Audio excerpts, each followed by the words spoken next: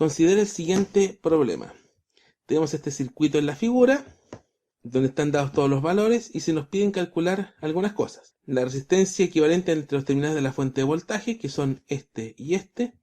El voltaje VA, que sería el voltaje entre este punto y tierra. El voltaje V1, el voltaje, caída de voltaje de esta resistencia 600 ohms. La caída de voltaje de esta resistencia de 400 ohms que estoy mostrando acá. Y la magnitud y la dirección de la corriente I a través de este cable. Detalle novedoso de este problema. Vamos a hacer un zoom a esta porción de circuito que la vamos a redibujar acá.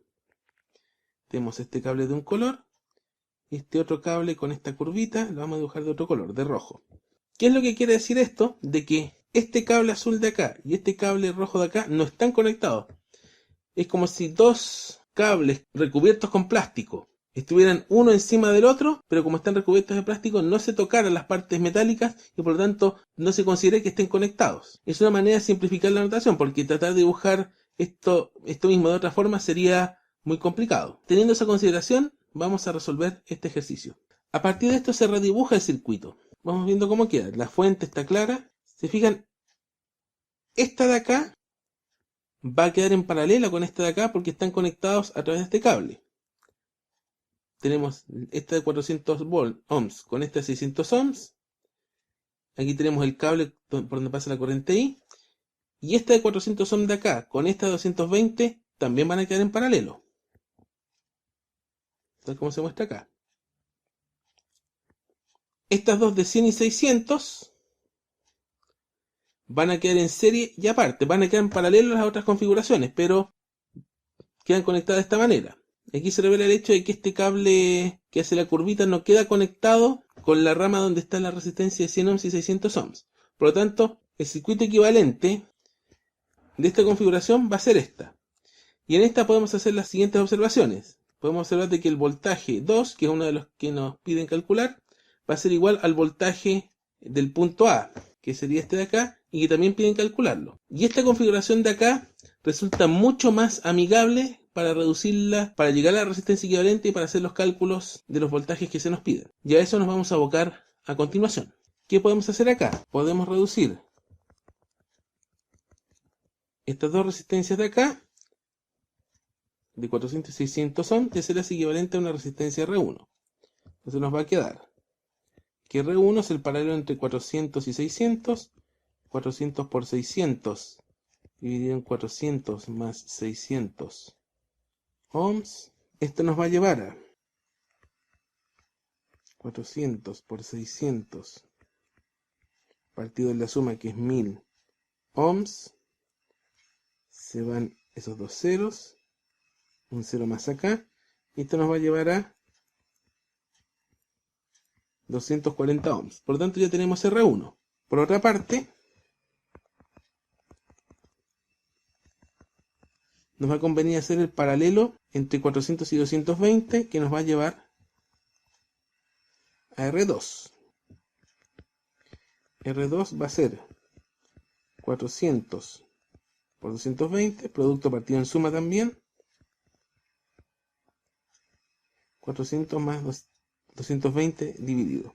Entonces nos va a quedar 400 por 220 dividido en la suma, que es 620 ohms.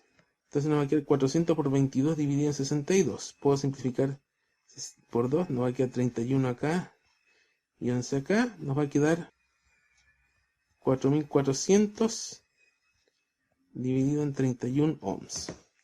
Y eso es aproximadamente 141,94 ohms. Con esos dos vamos a estar en condición de calcular los voltajes 1, voltaje 2 y voltaje A. ¿Por qué? Porque entre la fuente 32 volts y las dos resistencias recién calculadas se forma un divisor de voltaje. Y aplicando las reglas de división de voltaje podemos calcular fácilmente los voltajes. El voltaje 1 sería igual a la resistencia 1 dividido en la suma de las dos resistencias por el voltaje E inicialmente entregado. R1 es 240 dividido en 240 más 141,94 por el voltaje que es 32 voltios. Y eso va a ser aproximadamente 20,11 voltios. Por otra parte, el voltaje 2, que va a ser igual al voltaje A, por regla de división de voltaje, va a ser la resistencia 2 dividido en la suma de las dos resistencias por el voltaje E. Entonces nos quedaría 141,94 dividido en 141,94. Sí, está bien, más 240 por 32 volts. Y eso nos va a dar aproximadamente 11,89 volts. Con esto, al calcular B1, se contesta la pregunta C. Y al calcular B2, se contestan las preguntas B y D. O sea, ya tenemos 3 de 5 preguntas contestadas. Teniendo estos dos voltajes, vamos a estar en condiciones de calcular la corriente I. Para ello vamos a hacer un pequeño zoom en esta parte de acá.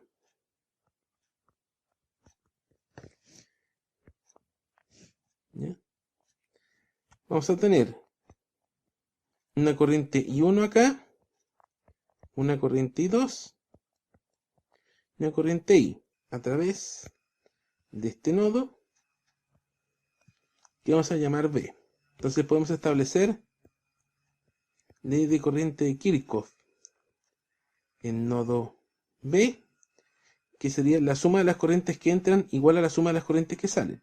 Aquí entra I1 y salen I2 más la corriente I que nos piden calcular. Por lo tanto, la corriente I va a ser la corriente I1 menos la corriente I2. Nos queda calcular I1 e I2. Esta va a ser la corriente I1 y esta va a ser la corriente I2. La corriente I1 se despeja fácilmente como voltaje 1 partido en 400 ohms. El voltaje 1 lo tenemos, que es 20,11 volts dividido en 400 ohms, lo que nos va a dar aproximadamente 0,0503 amperes. Y la corriente 2 va a ser el voltaje 2 dividido por 400 ohms. Va a ser el voltaje 2 dividido por 400 ohms, es decir, voltaje 2, 400 ohms, que serían los 11,89 volts dividido en 400 ohms.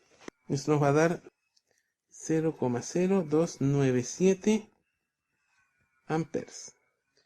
Y con eso estamos dados. Tenemos I1 e I2. Por lo tanto, la corriente I va a ser 0,0503 menos 0,0297